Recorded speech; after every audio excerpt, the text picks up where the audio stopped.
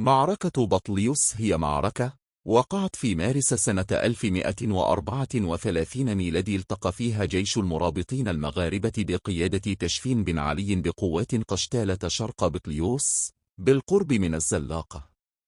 وبدأ تشفين بن علي بتنظيم قوات المرابطين، وفي ساحة المعركة فر العديد من النبلاء القشتاليين في الليلة التي سبقت القتال. بدأ القتال في وقت مبكر من اليوم التالي.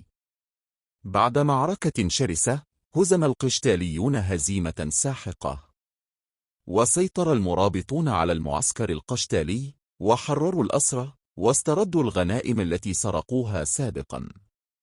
وعاد تشفين بن علي إلى قرطبة منتصرا، ثم إلى غرناطة حيث استقبل استقبالا حسنا. وحاول القشتاليون مرة أخرى مداهمة بطليوس في أكتوبر ويونيو 1136 ميلادي، لكنهم منوا بالهزيمة قاسية مرة أخرى.